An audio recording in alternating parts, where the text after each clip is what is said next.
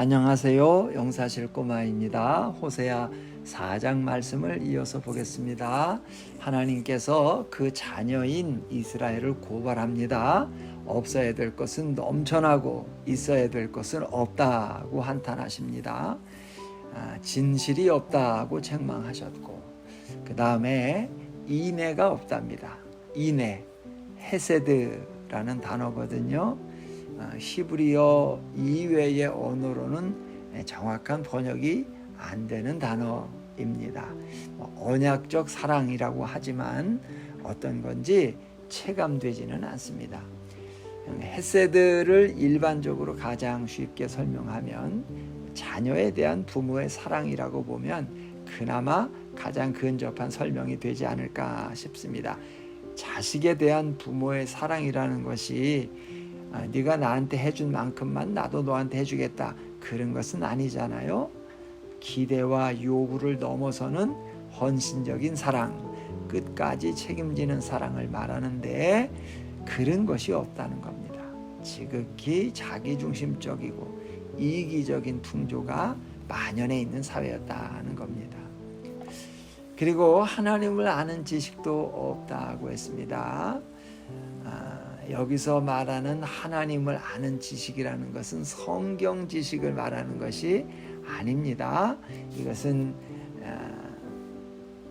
객관적 지식의 결여를 말하는 것이 아니라 주관적 체험의 결여를 말합니다.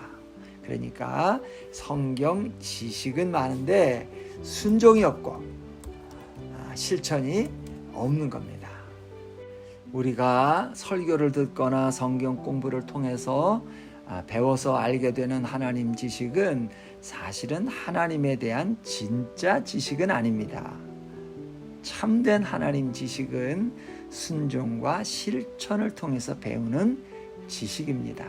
그런데 그런 순종을 통해서 하나님을 아는 일이 지금 거의 없는 겁니다.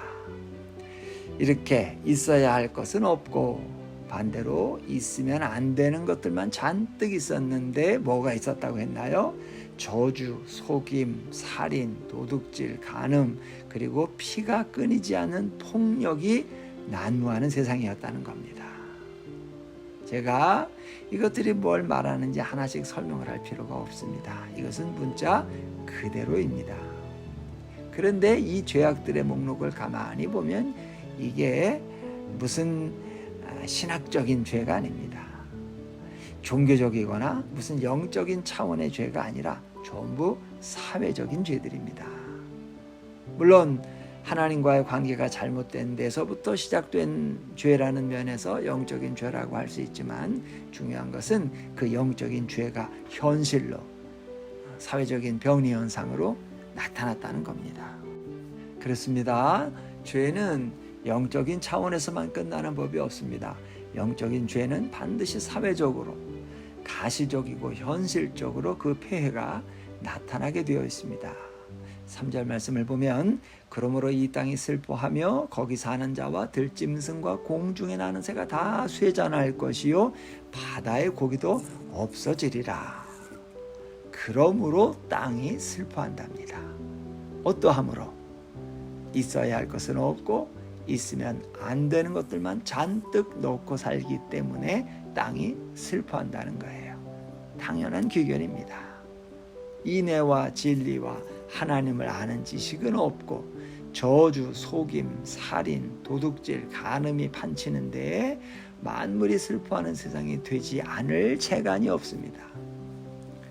오늘 우리 사회가 국론 분열, 양극화 현상, 환경 파괴, 집단 이기주의 등등 이런 일들을 보면서 남을 탓할 수가 없습니다.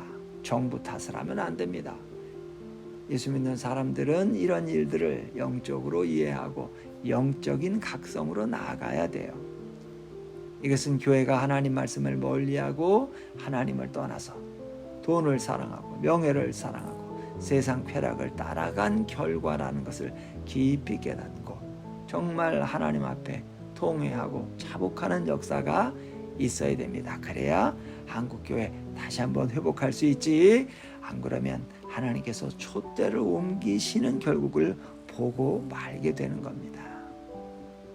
이것은 개인의 사적인 영역에서도 마찬가지입니다. 왠지 내 마음과 삶이 안정이 안 되고 이유도 없이 그냥 불안하고 자꾸 짜증이 나고 관계들이 깨지고 내 인생의 밭이 어째 자꾸만 황폐해지는 것 같다면 그것은 하나님과의 관계에 적신호가 켜진 겁니다. 영적인 면에서 이상이 생긴 거예요. 그러면 다른 약이 없습니다. 어떻게 하든 기도하는 자리에 나와야 되고 회개해야 되고 하나님 말씀 자꾸 읽고 듣고 말씀으로 돌아와야 됩니다.